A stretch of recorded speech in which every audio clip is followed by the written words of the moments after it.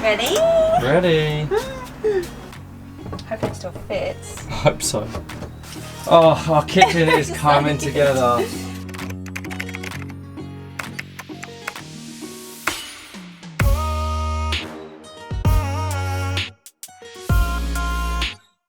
To everyone that already knows us, welcome back to our channel. For anyone that's a newbie, hello, we're James and Alex, full-time travellers and explorers. When the COVID pandemic hit the world, we decided it was the right time to buy an old Toyota Coaster here in Australia, and without any previous build experience, we undertook a self-build bus conversion. You can do it!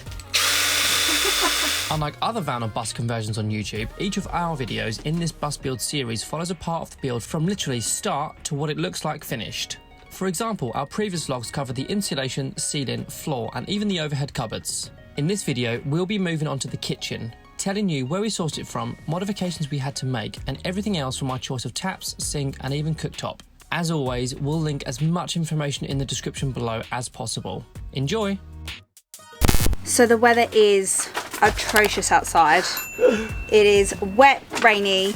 However, today we are pretty much going to be inside the bus because we are finally putting our kitchen together. We did go to IKEA a couple of weeks ago to pick up everything that we wanted.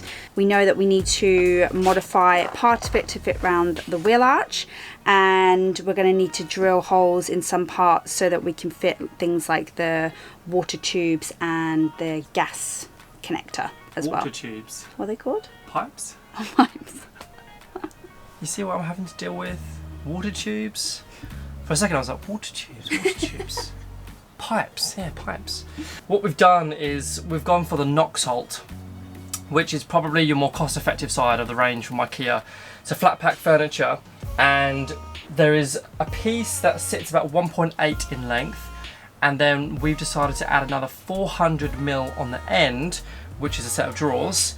And then what we're going to do is we've actually purchased our own bench top, because of course you'll either have a 1.8 bench top and a 400 butted with a line down the middle, which we didn't want.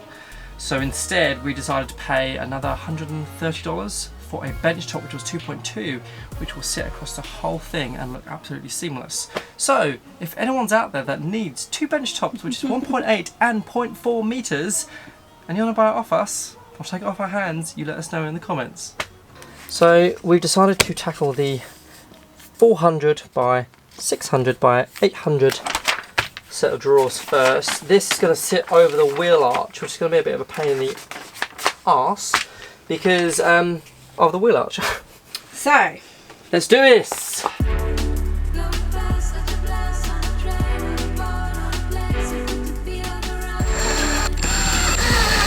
Please, bub.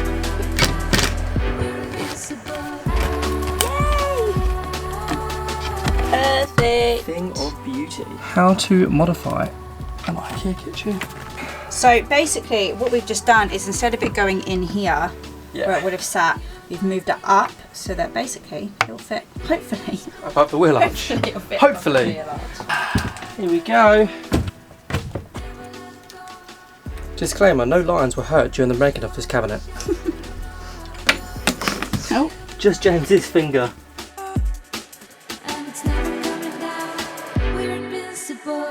And we have half a cabinet. Kind of.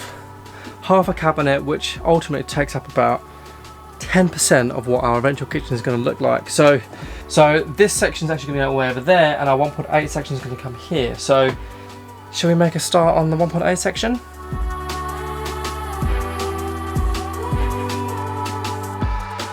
So it's starting to resemble a little bit of a kitchen area. I reckon it's still going to be another good hour, but I reckon more. hopefully we'll be quicker. Hopefully.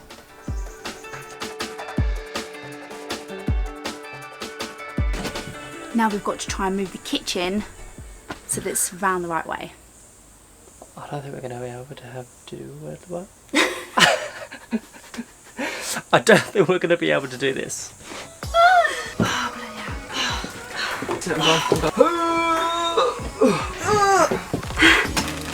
Oh, quick, it's really heavy. I can't put it down. Oh, shit. Wait. Your noises. Oh.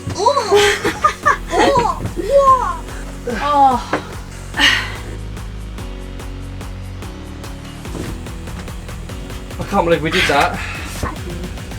Oh, here's some water. How do you put handles on for it? Just screw them on. Oh yeah, handles. How do we put handles on it? So with this Knoxhult kitchen from IKEA, it's kind of a kitchen which in theory can be modified, but they don't really tell you how to modify it.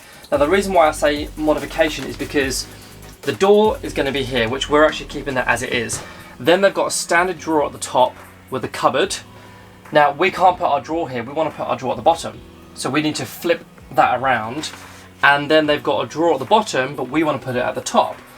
Now, luckily, as you can see here, the holes here, all the way up, mirror image everything on that side. So in theory, all we need to do is copy how it shows us to put the drawer on the left-hand side in the middle, and then copy how it shows us to put the drawer in the middle on this side. Kind of make sense? Hopefully. We've added some extra support using, I don't know the dimensions of this, but I'll put it in the, I'll put it here. I thought it was 2x4, but I don't think it is. But whatever that width is, or depth is, allows us to run the kitchen back to that line of ply all the way up, and it meets here. So the next task is getting this piece here, cutting it down so it fits around this wheel arch. Are we up to the task? I mean, I'm not, but I think you are. Yes, I am. Let's find out. Let's find out.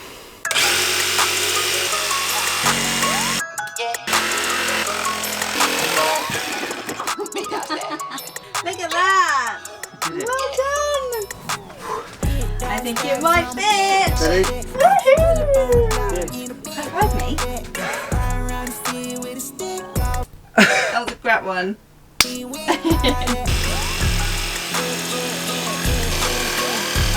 have a hole! It's not a straight hole, but we have a hole. We have a hole.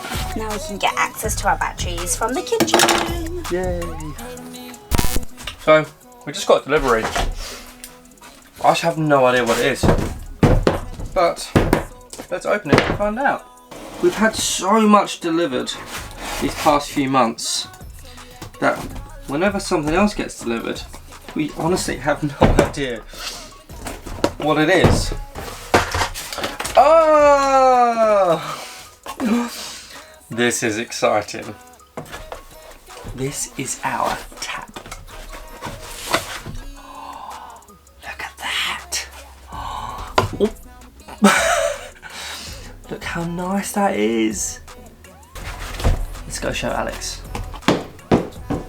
Alex, special delivery. Ooh, what's this? Ah! It's our new tap! It's so nice. Oh my god! It's exactly how I thought it was gonna be. Oh, I love it so much! That is sick. The first thing we need to do today is get the kitchen bench in, which James is just unpacking now. We need to cut 2 big holes. The first one is for the sink. The second one is for our stovetop. So those are 2 big holes we need to cut today, which I'm going to help James do now. So let's get sawing.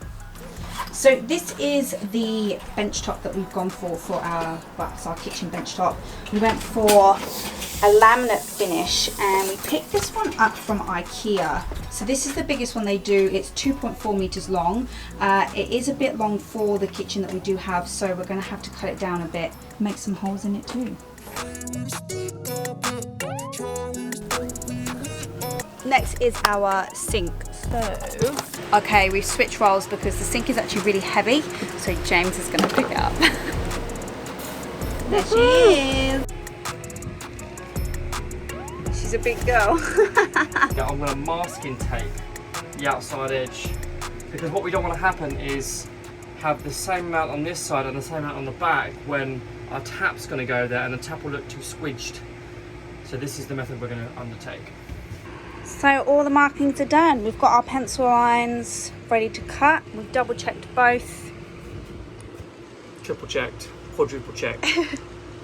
What's the next one up? Quintuplet checked. Cinque terre.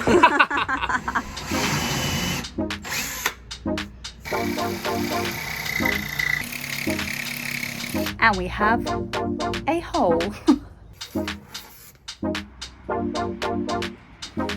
Oh, it fits. It's heavy.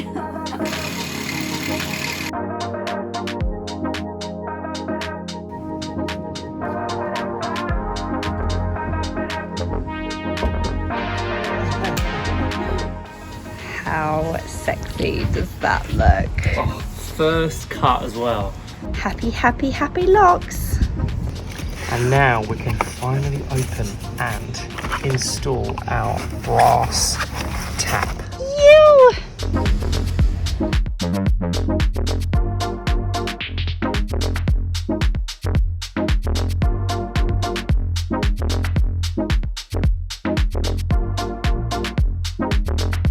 I just made Alex get my earplugs outside and I realised that they're around my neck. And as you got to the bottom, I was like, James, I bet they're around your neck. Get them there. Sorry. So we have managed to get the splashback on the back. Yeah, it looks awesome. We're really, really happy with it. So now all we've got to do is get the actual bench top secure to the kitchen. So James bought these brackets yesterday, so they're pretty heavy duty, so they should be fine. So we need to just pop that under there and screw them in. So I think that'll be the next step. So after that, there's not really much else to do because we cut everything else down yesterday. So the sink and the stovetop should fit perfectly. So it's just a case of popping them in and getting them connected. And then the rest of it's just aesthetics, like the tiles, and we need to varnish this and stick that on, but they're just small minor things. So yeah. Oh, that looks rather nice. Oh, I love it. Alex is cleaning the stove with a bit of foam. Does the job. Ready? Ready. Hope it still fits. I hope so. Looking good. Oh, it looks so good. Oh, our kitchen is coming together. And then this just needs to sit on there. So we've got this little corner edge that goes up. And that, folks, is progression with our kitchen. It's not quite finished because as I looked down, I was like, ugh, there's no doors. A job for another day. Unfortunately, these instructions aren't the best. The diagrams are tiny. The English is not really spelt correctly. So a lot of it is trial and error. So I think I've got it all correctly set up. Oh, that looks nice.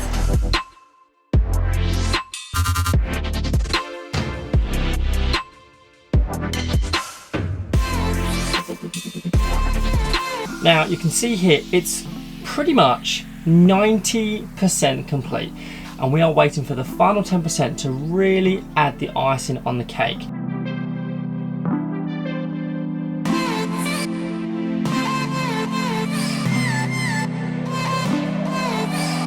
Get my steady hand.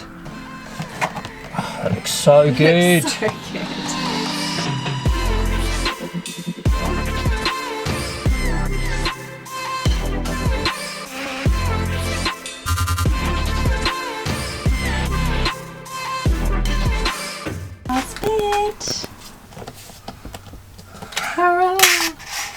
Sweet. Happy? Happy. It looks so nice.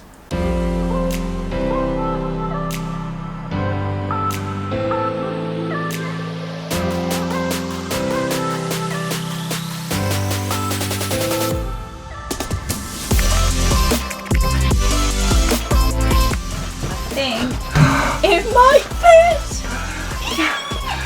Yes! Oh, hello. Oh.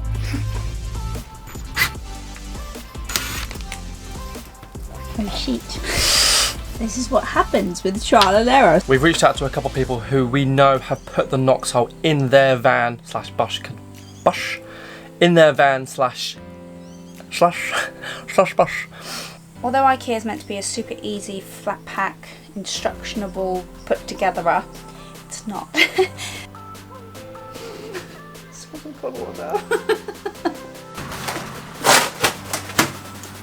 So this is our, oh no, I can't.